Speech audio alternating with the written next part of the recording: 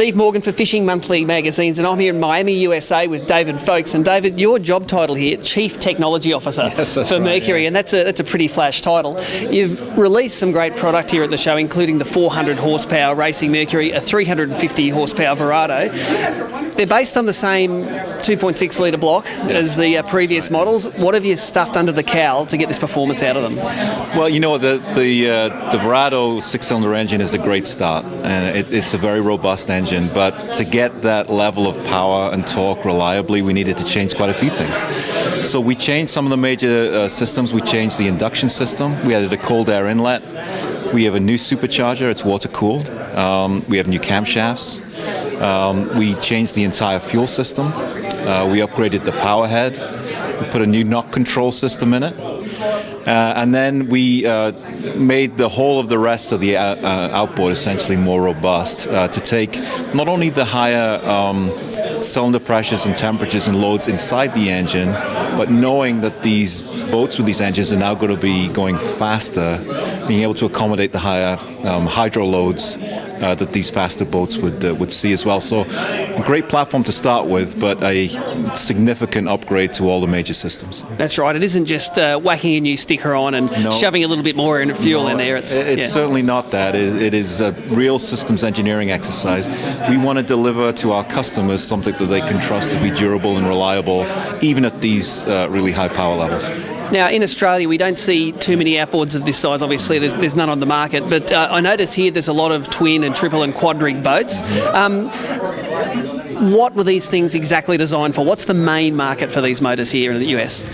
Well, I'd say, you know, probably the saltwater offshore fishing market is the core market, I would say. That market has been trending for some time towards larger and larger boats. Those offshore fishing boats are getting above 50 feet now, so they're large, and they have 3 or 4 of these engines on the back of them.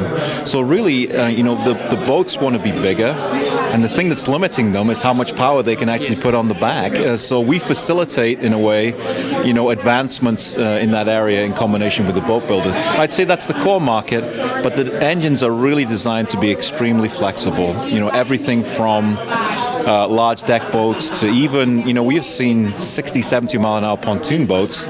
Maybe not, you know, not a big thing for your market, but just illustrates the variety of applications. I noticed in the presentation you said that some of the faster, bigger freshwater boats are going to go on there. Like, are they going to make a bass boat that holds a 400 horsepower outboard? Yes, there will be bass boats with 400 Rs on them. I think, you know, there is a real kind of synergistic relationship between engine suppliers and boat builders. And every time we come up with something like this, they see an opportunity, you know, to advance the design of their boat and to go faster. And so, you know, I think, you know, we'll give people an opportunity. People have never stopped wanting to go fast. And now we're giving them even more opportunity. Fantastic. In the presentation, you said the economy of this motor is actually quite good. How do you create a motor with such performance but also has economy? And in miles per hour, are they better or are they worse than the standard Verados out there? In a lot of cases, customers for the 350 will see fuel economy levels that are really not that different to the 300, and that's really because we're working with the same downsized supercharged concept, the 2.6 litre engine, which facilitates pretty good fuel economy. But one of the ways that we improved performance of the engine was taking friction out.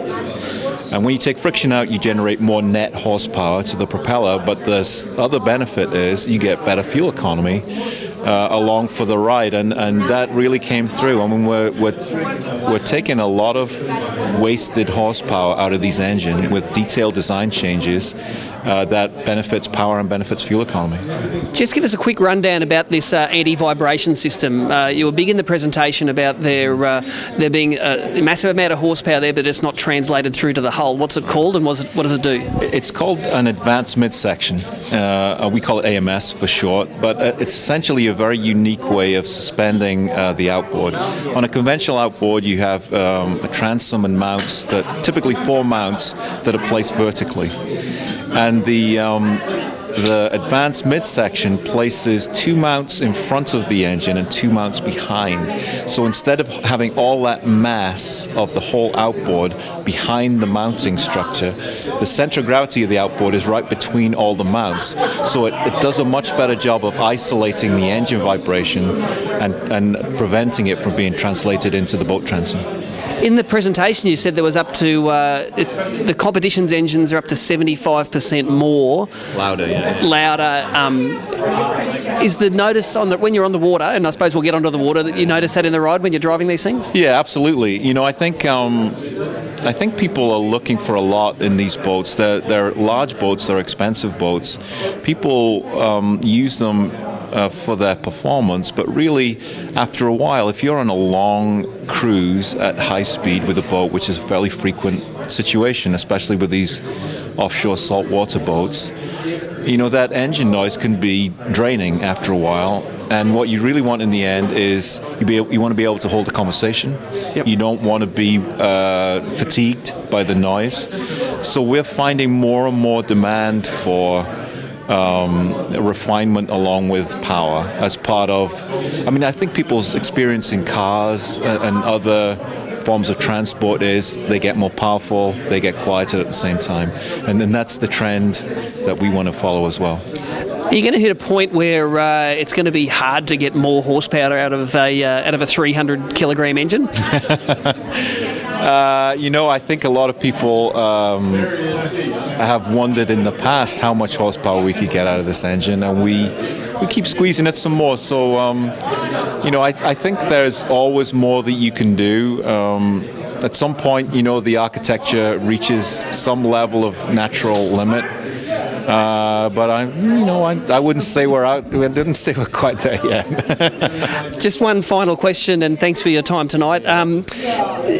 Obviously, from Australia, we're an international market for these outboards. How much does the needs of an international market come into play when you're designing these motors? I know we, for instance, our gas is 50% dearer in Australia than the US. So when I ask questions about economy, they're pretty valid to our readers, because every time they fill up, they're getting kicked in the arse, even harder than you are over here. So how much does that international market come into the design phase of these motors? It comes in quite a lot, probably more than you might anticipate. Australia, New Zealand's a big market for Mercury, and we certainly want to satisfy the customers in that market. It's a very high priority for us.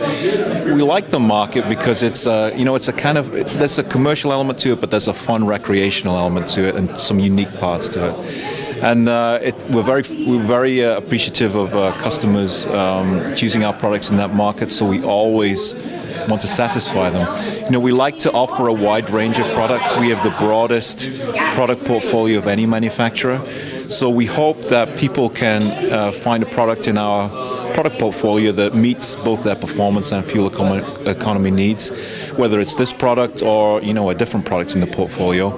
We typically don't design like single attribute engines, performance at the expense of everything else, or we try to give people the best holistic experience, and I think that applies just as much in Australia as it does in the US. Well, that's a great insight we've got, and we really appreciate David's time to take the time out of this launch, the new 350 and 400 horsepower Verados, to explain just some of the background that goes into them. So thanks very much for having us. Thank you very much indeed.